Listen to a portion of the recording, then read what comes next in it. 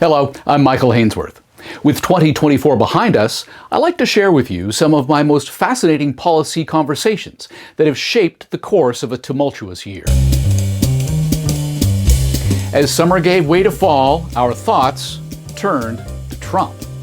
As the possibility that the former U.S. president would regain the White House began to loom larger and larger, I sought insight on the once and future president's thinking from Wilbur Ross. He was U.S. Secretary of Commerce during Trump's first term. If I were Canada, I would try to be negotiating more one-on-one rather than just at the big table with Mexico also involved. Under Labro, Mexico has taken some very odd positions, some of which are quite at variance with our interpretation of the USMCA agreement. What they're doing with hydrocarbons, for example, is totally against what we thought had been agreed. Changing the way that the court system functions, we think is a very big problem because you need something to overcome unfair decisions that could be made by the dispute panels. So there are a number of other parts of the treaty that Mexico doesn't seem to have lived up with. So I think the issues they have are quite a bit different in some regards from the ones that Canada has. And therefore, if I were Canada, I would try to do a lot of one-on-one rather than both Canada and Mexico in the room on top of the U.S. That's a fundamental difference that I would suggest. The other thing is, I think Canada should plan that some concessions are going to be needed. If the amount of economic concession we get is the same as the further concession we give other countries, we don't make any progress at all in terms of the trade deficit. So I think all of our trading partners under Trump have to be prepared for the idea that the free rides, the excesses are going to be attacked, going to be taken down. And I don't think it's just Trump. My successor, Gina Raimondo, as Secretary of Commerce, has pretty well continued our policies, both on tariffs and on export controls. And frankly, when we were in office, we had more trouble on the tariff side with the free trade thinking Republicans than we did on the Democratic side. So the notion that somehow Canada or anybody else is going to get a free pass if it turns out that it's Kamala Harris, I think is ill-founded. With Trump being the biggest story of the season, our Regent debate in September tackled whether Canada can turn a Trump presidency from a threat to an opportunity. Following the debate, I spoke with two of the participants, historian and businessman Conrad Black, himself pardoned by Trump, and Martha Hall Findlay, director of the University of Calgary School of Public Policy. He's pro-Canadian, he'll lead the alliance well, and he will generate prosperity in the United States. And since half of our GDP is tied up with interaction with the U.S., that would be beneficial to us. And even if, which I do not concede, he is a terrible person, that really has nothing to do with it. My worry is two things. Yes, a strong American economy is good for Canada. It helps our economy. We know that. Except that this time around, with 10% tariffs across the board, that's less obvious that a Canadian economy will benefit from a strong U.S. economy. Tariffs are going to be really important for us, as you know, because we're way more dependent on the trade and way more dependent on the tariffs. Those tariffs, and frankly, would benefit the United States economy in proportion. But we're also very, very concerned about the ability to negotiate with him. So his character is, in fact, really, really important. Look, when we know, regardless of who becomes president, Canada's going to have some real issues in terms of the renegotiation of NAFTA, the now USMCA. That's regardless of which candidate will become president. We do have a much greater comfort level about being able to negotiate with a Harris government, because the last time around, Donald Trump proved to be extremely challenging as somebody to negotiate with. So I do think his character is important because of what we will be able to do or not do with him.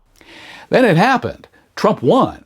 A few days after the election result, I spoke to two people well-versed in the Canada-U.S. relationship, John Baird, who served as Foreign Affairs Minister under Conservative Prime Minister Stephen Harper, and John Manley, who was Deputy Prime Minister under Liberal Prime Minister Jean Chrétien. I asked them how Canada's economy can avoid Trump's protectionist ire. And that was before President-elect Trump announced he would slap a 25% across-the-board tariff on us. A global trade war is not just a risk for a recession, it's a recipe for a depression. And we could see the Canadian economy contract by as much as 5% if we had across the board 10 or 20% tariff, and it's going to hurt Americans as well. It's going to hurt we're their largest market as well, and so we really need to take a multifaceted approach, not just at the White House, but others in the administration, Congress, and around the country. I think that's exactly right. We have to do both. I think having our messages amplified by Americans is really valuable, though, and it's important that we make those, provincial government to state government, business to business, outreaches to union leaders, part of our game plan. Well, at the same time as we knock on the doors on Pennsylvania Avenue, I think they're both critically important. But I think the other thing that Canadians really need to take a breath about, Michael, is it's not going to be helpful for us to set our hair on fire at this point. We know from the past that Donald Trump, his approach to politics is to be very bombastic. He doesn't have a filter. He says outrageous things. In part because his supporters like it, and in part because it causes the people that his supporters don't like to overreact.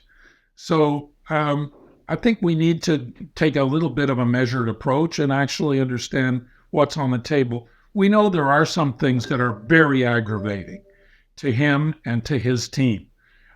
We know it from Robert Lighthizer, who was his last USTR.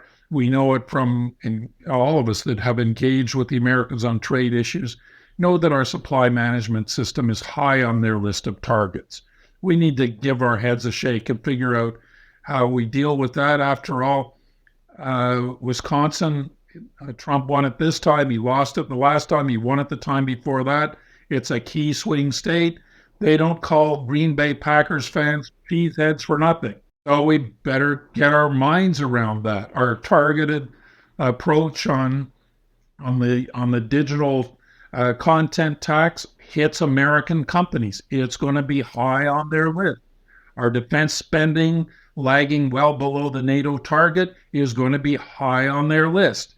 We can do these things without them telling us to do them. We can start to figure out what our game plan is to put us in the best possible position. One of the dominant issues in Canadian politics over the past year has been our country's immigration levels.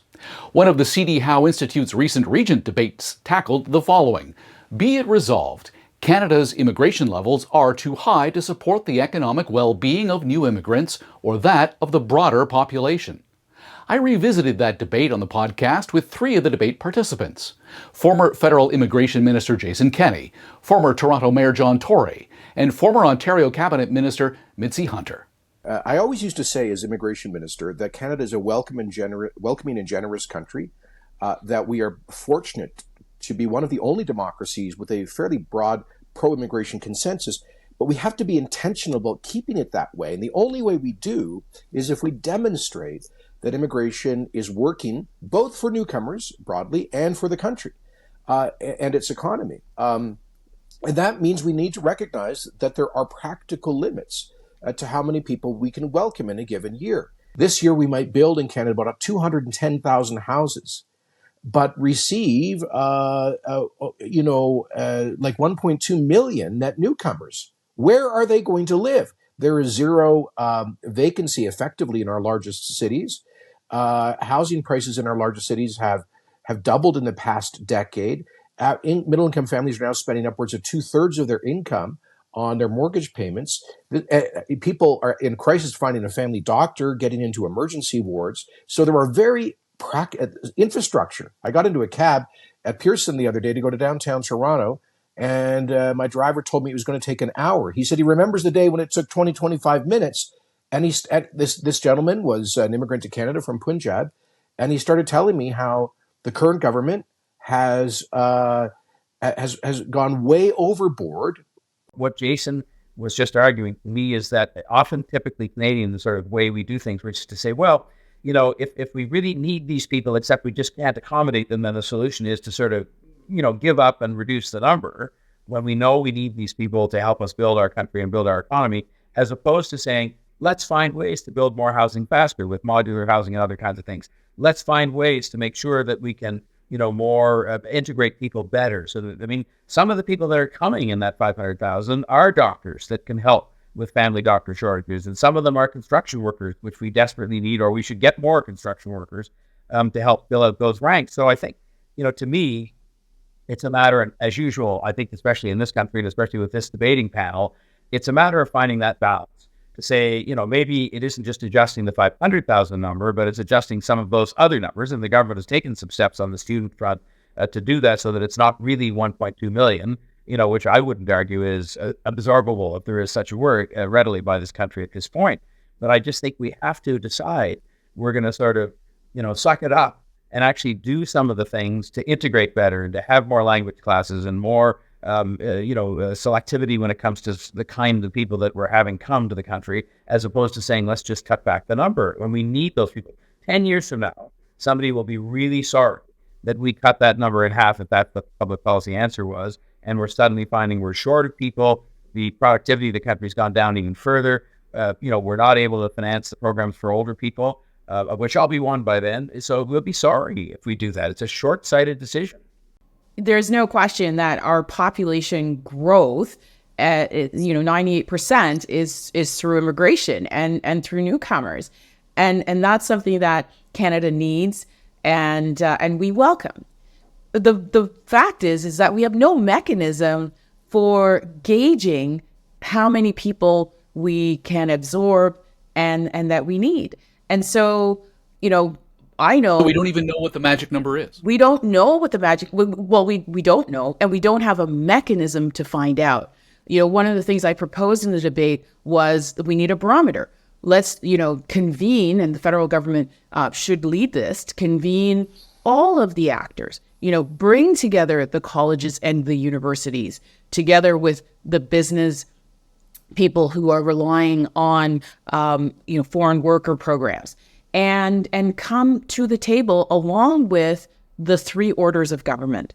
So the province and the cities and the municipalities, where, we are expecting that they are coordinating services on the ground. Well, how can they coordinate if they don't even know what the number is? And so this is something that we should invest in. Yes, it will take time, but it's not impossible. One of the things I also pointed out was every minute and a half, someone new is arriving here in Canada. And so, it happens so quickly. And the solutions, like building more housing, doesn't happen as quickly. And so that is why we have to, to lower the number, regulate the number, gauge the number, so that we can actually do a better job of absorbing and setting people up for success in the long term. In late February, Ottawa rolled out the first stage of its long-awaited national Pharmacare program, but it's a far cry from what the NDP required to prop up the minority government. We debated whether the program has enough money from Ottawa and enough buy-in from the provinces to succeed. Rosalie, let's talk a bit about some of those costs, because when pressed on the cost, Minister Holland cited $1.5 billion. Now, we spend way more than that on drugs each year. So where does the rest come from? Well, we do spend a lot more than that. The public system actually already spends about $16 billion as of 2021. The private insurance system adds another $13.5 billion, and about $7.4 comes out of pocket. Just on diabetes drugs alone, public and private insurance covers more than $3 billion annually. So really what we see with that is the notional number of $1.5 billion is pretty unrealistic to me, unless the federal government truly expects that the provinces will shoulder the majority of the costs. I think we need some realism in terms of how this is going to be financed and where they think the money is going to be coming from. Well, Jane, Fred, let's get from you your thoughts, because you've been in the hot seat. The lack of detail suggests the blanks will be filled in by negotiations with the provinces. Jane, does that concern you? Well, those are going to be difficult negotiations, but Canadians are fed up with jurisdictional squabbling. And I think this is going to be a case where Canadians are going to expect health ministers from across the country to get together and figure this out. And, at the end of the day, most Canadians don't care who pays for their public and social services. They just want to actually have functional systems. What we have right now is not a functional system. We've got 100 different public plans. We've got 100,000 or more different private plans. And so it is really incumbent on those health ministers and their officials to get around the table and say, let's figure out a way to make this work. Let's give this our very best try to show that it works.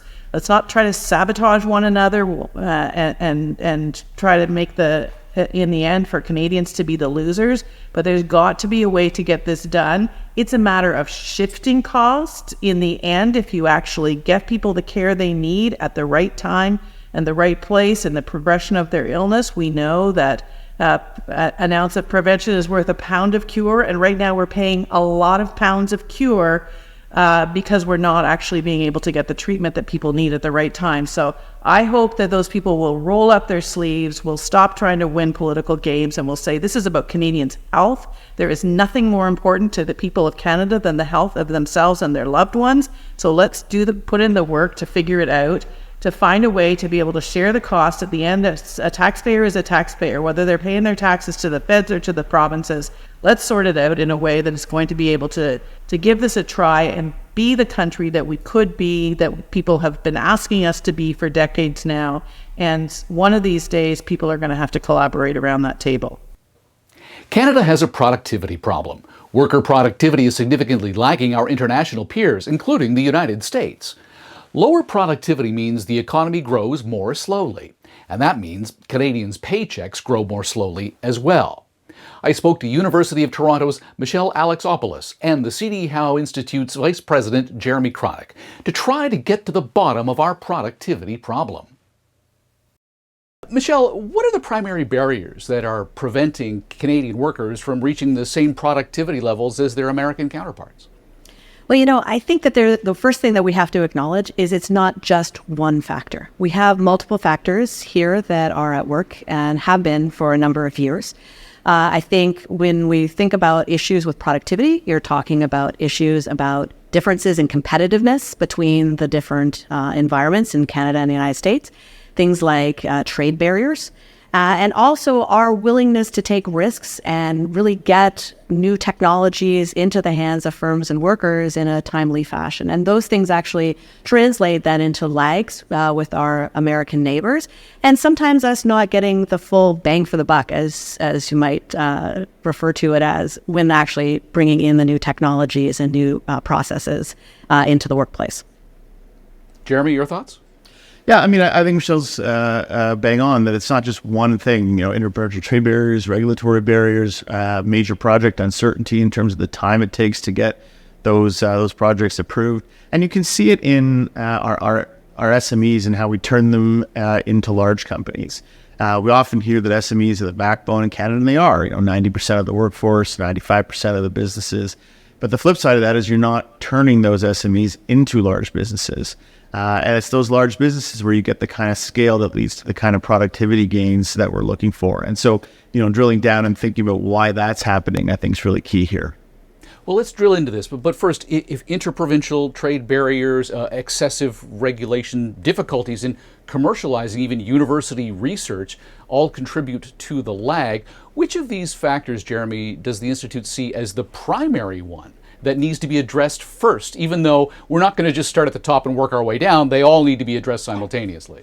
Yeah, I mean, I think, Michael, that's where it's difficult. I don't know that you put an order to these things. I think you kind of have to look at it all and chip away where you can. So, I mean, there have been some studies that have come up within the Bank of Canada, the IMF, those kinds of respected institutions, that these interprovincial trade barriers, for example, are 4 to 7% of GDP. I mean, that's a huge number. It's $150 billion. So if you could get at that, that would be great. But that's been a fight we've been fighting for many, many, many decades here. And so you want to chip away at that where you can, but you got to look at the other places that you can also take a step at. So, for example, in the financial sector, I mean, open banking sounds like something that has nothing to do with productivity, except that we don't have a ton of depth to capital markets here in Canada, and open banking, in theory, creates more competition in the financial sector, for issuing that debt, and that could lead to a more competitive, prosperous country. So there's things like that you can look to see where there are opportunities, but it really is going to take looking at a number of different areas.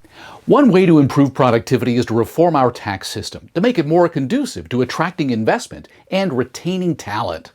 But that's much easier said than done.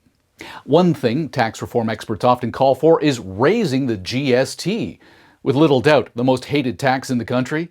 I asked Canadian Tax Foundation's Heather Evans about why raising the GST would be good for all Canadians, and how in the world you convince politicians and the public to do it.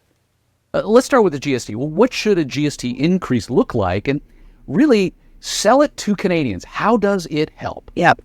Well, it's interesting. It's a very hard sell for many Canadians, and I fully acknowledge that. It's very popular to reduce taxes. It's very hard to bring them back. I think restoring the 2% cut in the GST would be the right thing to do, with the appropriate measures to protect lower income Canadians. That's critical. That absolutely has to be part of the package. And I think that it must be part of an overall package that aims to be neutral from a cost perspective. That being said, I mean, the GST is highly visible, right? It's like municipal property taxes. It's something that people pay every time every time they pay it, they feel it, right? It's not like income tax, which for most people is withheld at source. It's semi-invisible, right? Because you just get your net pay in your bank account and you don't really think about it. You don't have to write a check every 2 weeks for your income tax. But the GST you pay every time you purchase something. So it's highly visible. And I think that reality has to be acknowledged. And therefore, it has to be part of a package of broader reforms where there's give and take. And so it's not perceived as slamming certain parts of the population while others get to keep their benefits. Because the GST is a consumption tax, there would be Canadians, I can imagine, screaming back at us on the screen here saying, why don't we just tax the rich more? That would solve the problem without impacting the poor. Yeah, I mean, it's for a couple things. First of all, any increase to the GST must contain measures to protect the poor, right? That absolutely is part of the equation. That often gets lost in the conversation, but that needs to be there, and that's always been the case. The second thing is the rich, however you define it, and it's an open debate as to who is rich in Canada. It's like the middle class, very difficult, very amorphous. How do you define it? But if you look at the highest marginal tax rates in Canada, they're well north of 50% right now. That's a very significant levy. You're at risk of not being able to attract talent. And the rate at which the highest marginal rate kicks in, the amount of income, is significantly lower in Canada than in places like the United States, for example. So a direct comparison, a rival for talent. So we need to be competitive as part of the global economy. And the other practical reality is the rich are already contributing a significant portion of the tax revenue beyond their population. So there's a small number of people you can go to for that. I think broad-based measures are much less disruptive to the economy generally. But I know the political reality of selling that is more complicated than explaining it. This year also saw the federal government announce a net zero economic plan as part of the country's commitment to fight climate change. But are Canadians willing to pay for it? I discussed that with pollster Nick Nanos of Nanos Research and AJ Goulding, principal at London Economics International. AJ and Michael, I'm not sure what you guys think, but, people want to be told, when they're told that there's no cost, like kind of like the carbon tax, like, don't worry, you'll get a rebate, they get suspicious, right? When stuff like that happens. And the reality is they're going to need to be sacrifices in terms of not just consumption, but, also in terms of cost and how we change our lives. You referenced specifically the idea that people are having to decide whether or not to focus on the environment or feeding their children. Yep. That feels, because of the whole inflationary component to the Ukraine war, as well as COVID-19, a relatively recent phenomenon. Nick, has public support devolved over time? Yeah, actually. Well, people are just starting to ask more questions, right? Basically, when it comes to stuff like this. And, it's one of those things where, the federal Liberal government has put its shoulder to the wheel on the carbon tax, and as a result, people see that at the pump. They see that on their bills for heating their home, and they understand that when something like that happens, it has an impact all the way through on the cost of transport, food, all the way through all different parts of the economy. And this has been especially true since interest rates gone up. And you know what? It's like, all the bills are on the radar. Why are they going up? How are things going to change?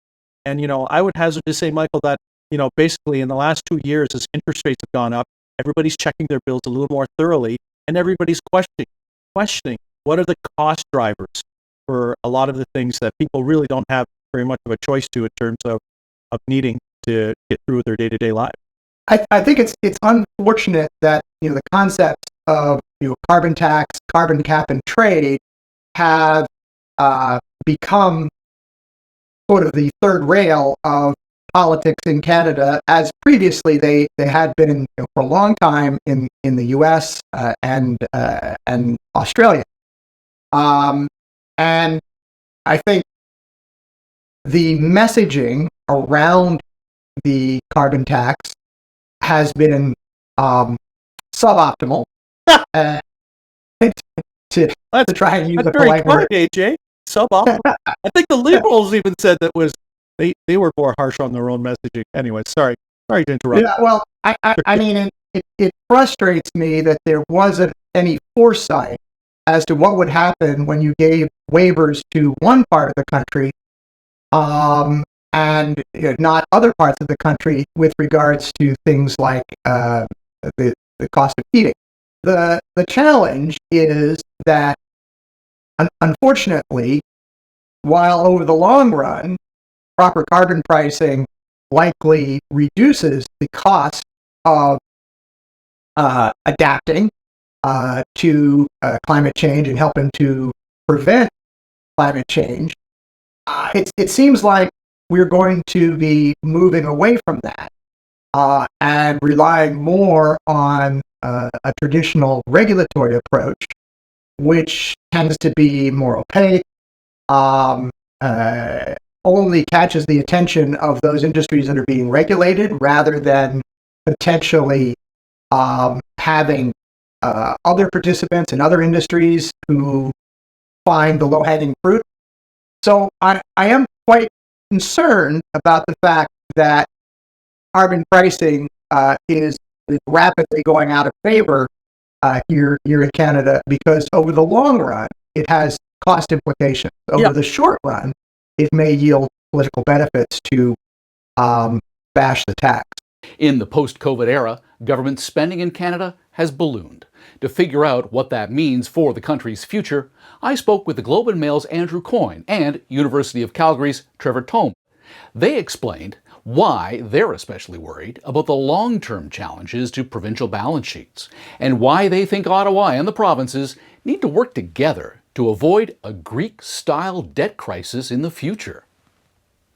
We've been talking about most of the federal government to now, and the federal finances are in absolute clover compared to where the provinces are. This is the real issue, and it's not immediate or short term, it's longer term. But you start with the provinces. Some of the provinces already have rather high debt loads, in excess of 40% of debt to GDP. Talking about provinces like Manitoba, Newfoundland, even Ontario and Quebec. Ontario, Quebec, and we're in relatively good times economically. So that's troubling to begin with. Now you layer on top of that where they're at with their healthcare system. We have, as we're discovering, and I think is now incontestable, a radically inefficient healthcare systems. We have a great achievement in terms of having public healthcare, but we are not spending dollars wisely within that. And so you've got a situation where even today, provinces are spending typically nearly half of their own source revenues on that one department. And even then, with the extraordinary increase in spending on healthcare that we've seen in recent years, we're still seeing longer wait times than ever, three times as long as they were 30 years ago. So we're in a fix with that. Now you layer on top of that the aging of the population. I mean, the baby boomers are really only getting going in terms of retiring from the workforce. So you're going to see much greater increases in healthcare spending as a result of that in years and decades going forward. As a rule of thumb, your consumption of healthcare dollars doubles for every 10 years over the age of 55. So you've got great increase in costs, fewer people of working age to pay those costs. Well, maybe we can still manage if we get faster economic growth to cover those revenue losses, except the economy has taken just this moment in history to return historically low levels of growth, which seem inclined to continue for decades to come. So it's the provinces where the situation is really dire. When you look at forecasts and the parliamentary budget officer issues numbers every year. Trevor has done his own numbers at the Finances of the Nation website. There's your second plug, Trevor. I appreciate it. These things are hostage to whichever assumptions you plug into it. But basically, you've got provinces 25, 30 years out that are looking at debt-to-GDP ratios of 50, 60, 70% of GDP. And if you'll remember, Saskatchewan had a debt-to-GDP ratio in the 40s when it nearly hit the wall in the 90s. There were differences in the situation, but it tells you that the provinces are potentially heading for real troubles. And where it really becomes worrisome to me is not the aggregate overall average numbers for the provinces, but if you get one or two provinces that really get into trouble, you could get knock-on effects where the markets start speculating, well, if they're in trouble, what's the next province to fall? And they start marking up their interest rates, and you get into these debt cycles where the higher interest leads to the higher costs, lead to higher debts, lead to higher interest rates, et cetera. So we really don't want to get into that situation. So yes, to come back to your question, the provinces have been crying wolf for decades that they're not getting enough money from the feds. But I always remind people the story of the boy who cried wolf ends with the wolf devouring the boy. The wolf is actually here now, and it's in the form of this demographic and fiscal crisis that are facing the provinces. And it is, for once, it is valid to say the provinces have fiscal needs that require transfers of funds from the feds. Where I differ with more money. Well, where I differ with the status quo is what we've been doing in recent decades is just transferring them cash. And what that means is you get two levels of government claiming credit for spending the same dollars twice.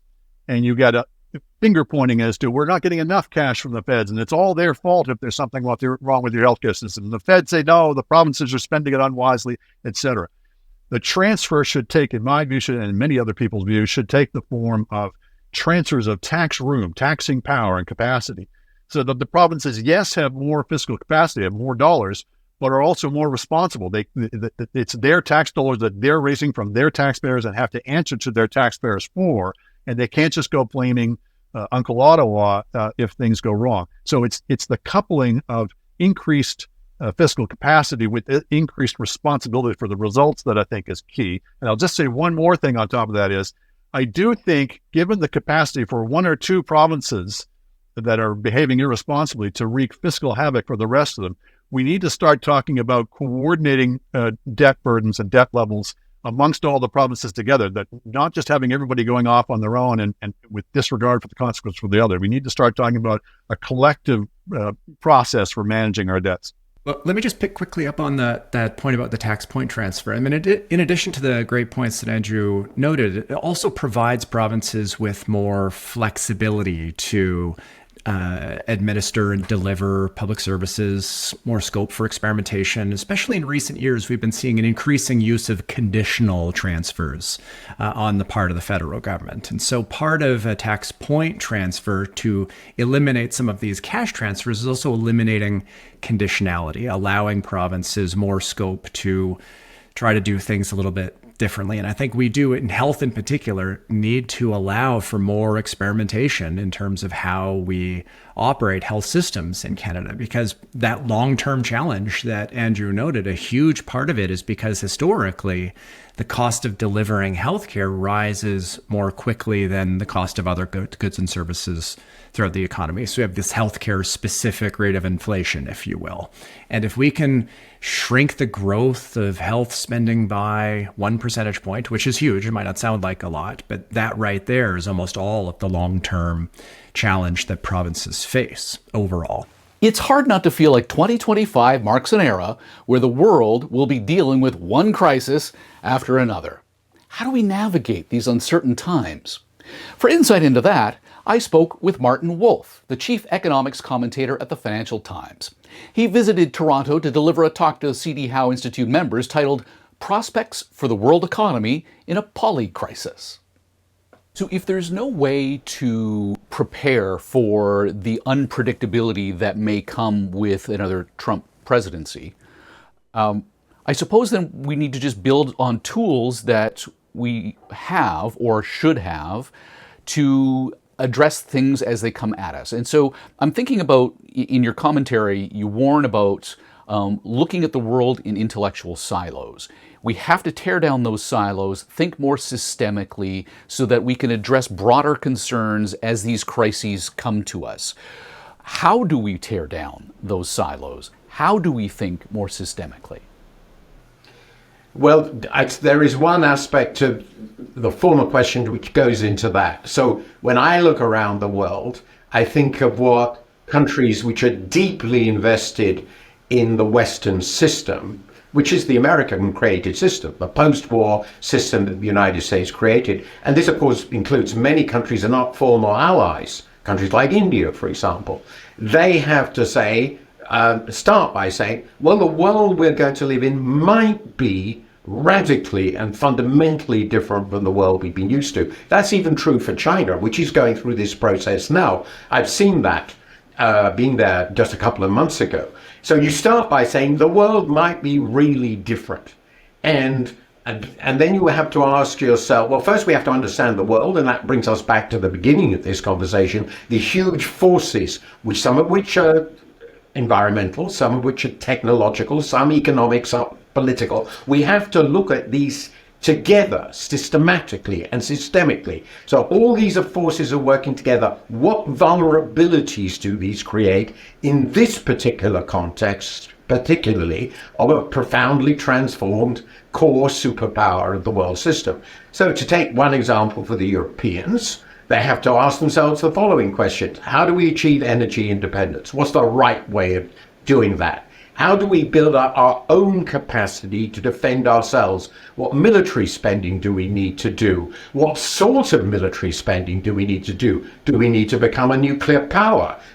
Is that crucial in dealing with Russia? Do we need fundamental constitutional reform? How do we make our economies more dynamic and less dependent on American and now increasingly Chinese technology? There's a whole range of issues which you have to think together. To do that, it's obvious you have to reform the way governments operate, giving them much greater long-term foresight capacity. I wrote about this recently for Britain, and you need to bring together experts from the private sector, from academia, from other institutions with government to say, well, what are plausible visions for the next 5 to 10 years, and how do we respond if this happens or that happens? You've got to think it through. You will fail, but it's much better than just pretend nothing is going on and business is going to be as usual, because that now seems very implausible. This has been a look back at just 9 of our 2024 podcast episodes. You can listen to or watch all of these episodes and more on the CD Howe Institute's YouTube channel or via Spotify, and of course at cdhowe.org. I'm Michael Hainsworth. All the best for 2025. You've been listening to the C.D. Howe Institute podcast with Michael Hainsworth. Subscribe on iTunes, Google Play, and Spotify. The C.D. Howe Institute is an independent, not-for-profit research institute whose mission is to raise living standards by fostering economically sound public policies. The Institute is widely considered to be Canada's most influential think tank and a trusted source of essential policy intelligence, distinguished by nonpartisan, evidence-based research and subject to definitive expert review. Visit cdhow.org and follow us on Twitter and LinkedIn. Thank you.